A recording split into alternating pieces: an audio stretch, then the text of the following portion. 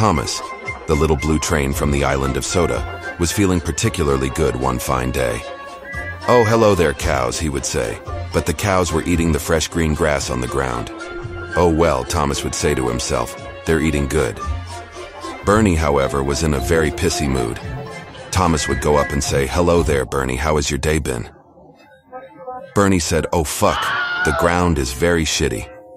"Hey, at least it's not the rapture yet," Thomas would say in a joking manner. He would then puff off. Coincidentally, the two would meet again at another station. "It is just not fair," Bernie would say to Thomas. Thomas himself replied with, "If you could run on a nice pair of tracks like a steam engine could, you'd be lucky." "Well, my dear Thomas, I was supposed to have tar 2 weeks ago," Bernie would say. "Where the hell is it?" Untrustworthy trains. "Well, damn, I must apologize, my grumpy friend," Thomas would tell him. "I promise to find out what has been happening, and you can trust me," he would then add as he left the station. Thomas would then travel on his very own branch line towards that big station located close to the Big Blue Sea. At the yard in that big station located close to the Big Blue Sea, Jamie was complaining as usual.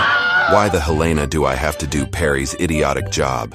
Does this planet care for poor Jamie?" he would ask himself as he bumped the hysterical freight cars. "Holy crap," the hysterical freight cars would say. "Gord the big brute," said Gord, "think Jamie be sick to have rest. That is particularly clever of you." "I'm surprised, Gord," Jamie would tell him. Thomas came in, so Jamie had to think faster than Gord could carry the express. Thomas was very happy, yet also sympathetic when he saw Jamie. "You okay? You look like you got shit on your wheel," he would ask him. "Gord tell or Jamie tell?" Gord asked Jamie. "Tell me what?" Thomas would ask. "Well, Thomas," Jamie replied, "I am super sick. Like damn. I'm down with that fever dog." "Oh, well, I'm happy to help you out, Jamie," Thomas would tell him. And Thomas went away as Gord and Jamie quietly giggled about their plan. Thomas would take some of Jamie's cars and travel to the quarry, where Jamie was originally supposed to take them.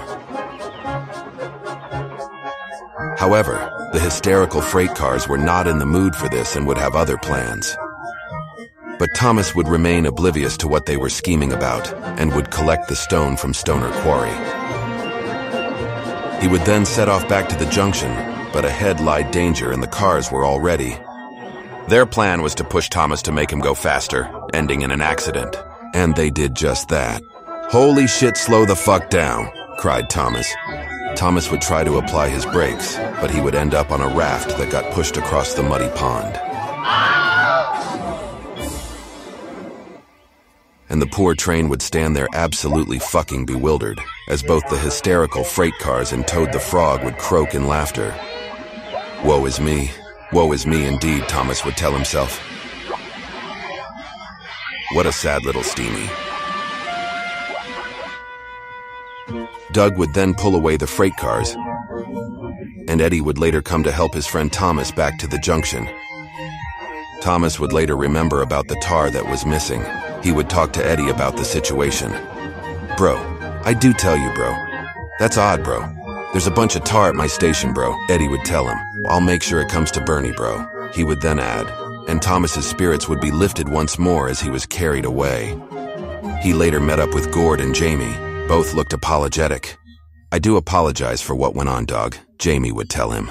"It was very damn stupid of me, you know what I mean?" "I know what you mean," Thomas would reply. "Yes," Gord would then say. "Gord and Jamie very sorry, Thomas."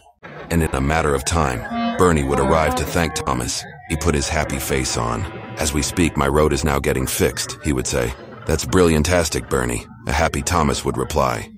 "Wait, since when did you say that?" Bernie would ask jokingly.